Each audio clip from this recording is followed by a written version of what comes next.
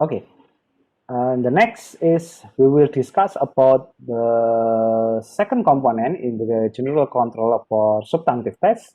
We will discuss about the database management control. So yeah, I think we already agree that in the information system, database will be is the most and the place of data. So it's very important because it will be the blood of the information system in there. So we need to verify that the database management system already has been approached and has been handled in the appropriate way. So let's discuss about it, and then let's see what are our concern in the database. Yeah, actually in database, we need to understand that in the database, there is two crucial database control issues that we commonly found in the information system audit controls. The first is about the access controls, yeah, which is we have audit objective are those authorized to use database are limited to data needed to perform their duties, or an unauthorized individual are denied access to data. That will be our concern in the access control. But we also have the pickup control that the objective is pick-up control that can adequately recover lost, destroy, and corrupted data.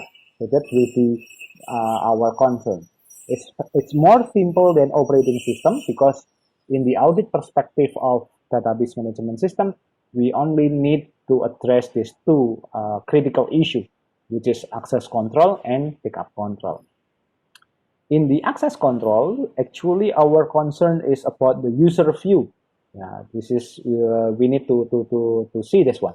The user view is mean like we need to see, to list, and then to understand about the user that has been deployed in the database based on the sub schemes. Yeah. And then second is database authorization tables. Yeah, this is about the information on the performance of allows greater authority to be specified. Yeah.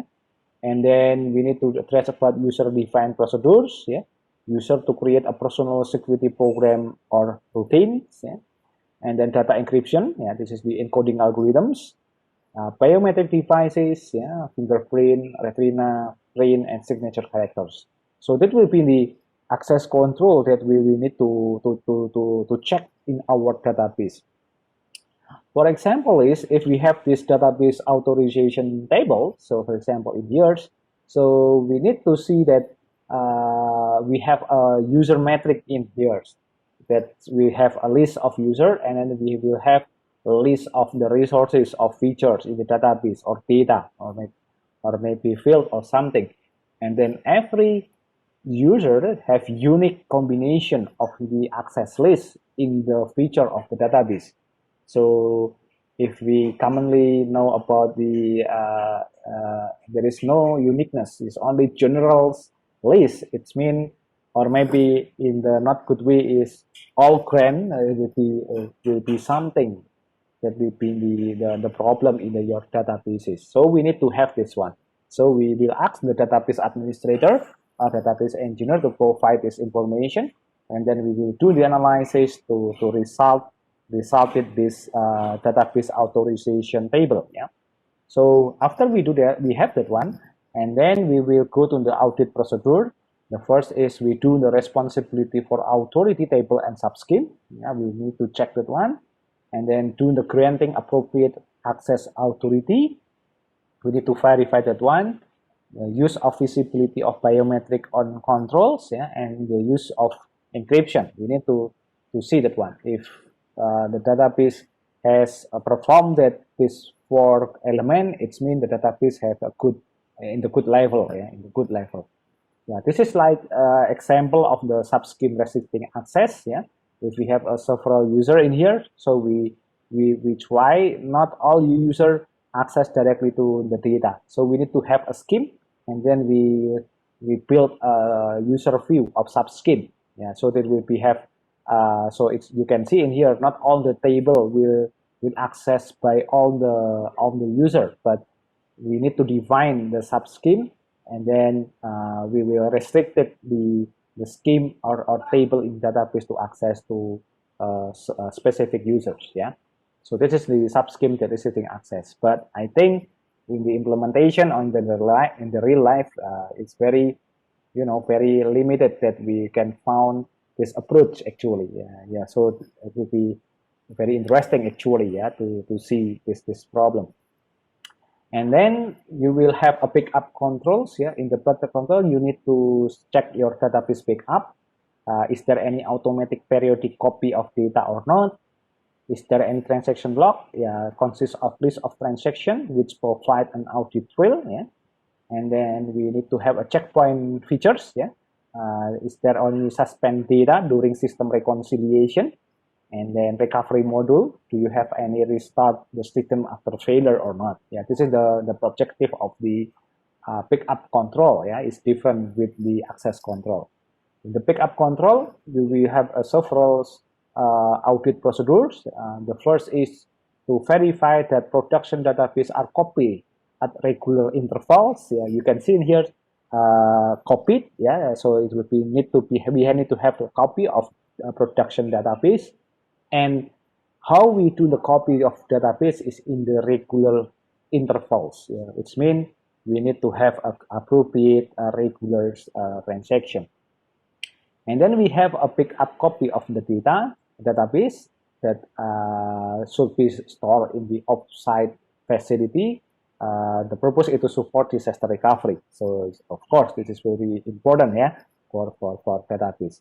Actually, in this point, in the database point, is we need to only to face at least two kind of this element of the substantive test.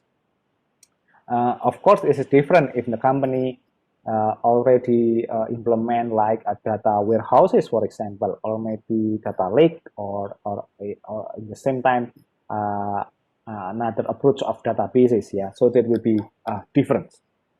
But hopefully you understand that database have a unique approach on the procedure to found the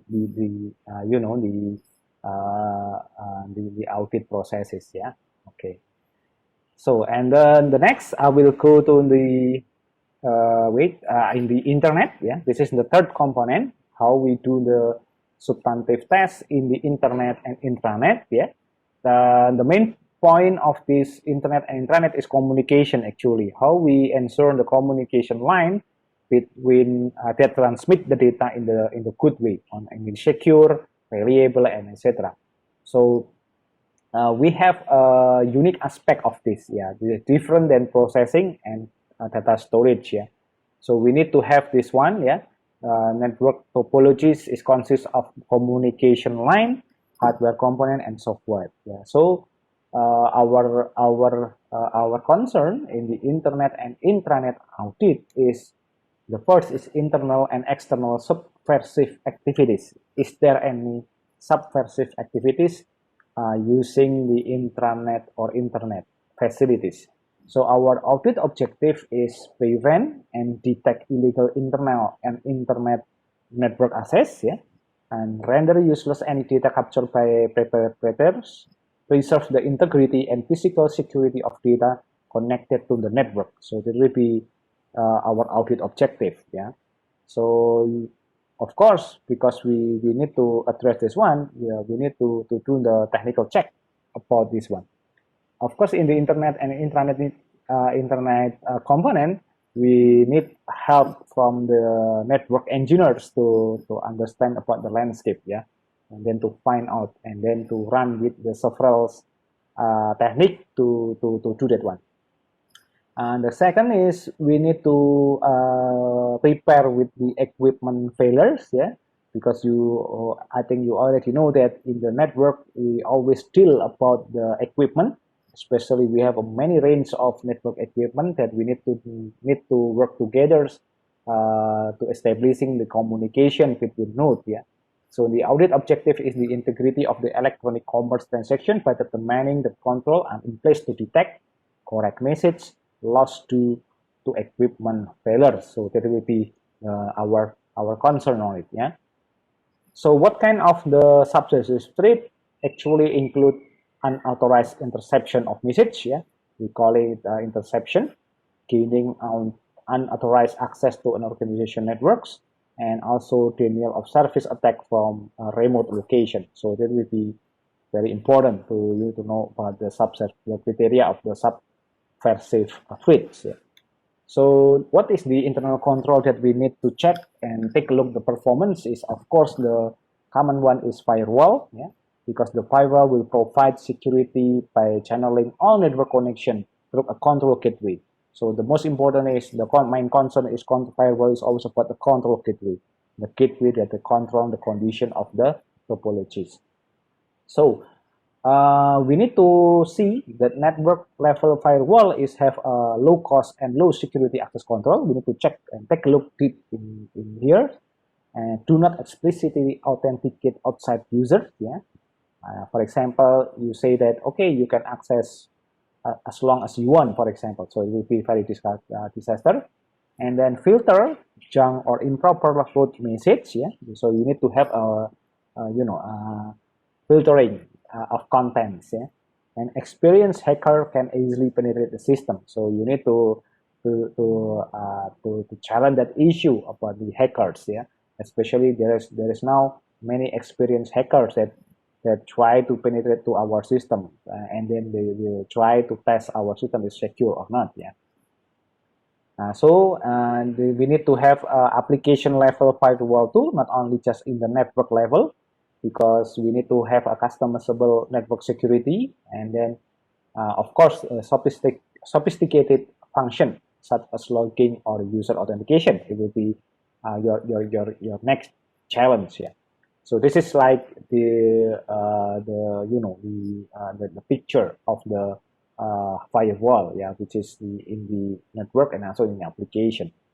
So this is the type of the subversive threats. Yeah, we have denial of service that famously called as DOS attack. Yeah, this is the main concern in the security software. Search for connection which have been half open for a period of time. Yeah, so it's very sometimes is looking for when we do like this one, when we do the streaming way, we do the conversation way, download and so on. So will be one of the security issue in here.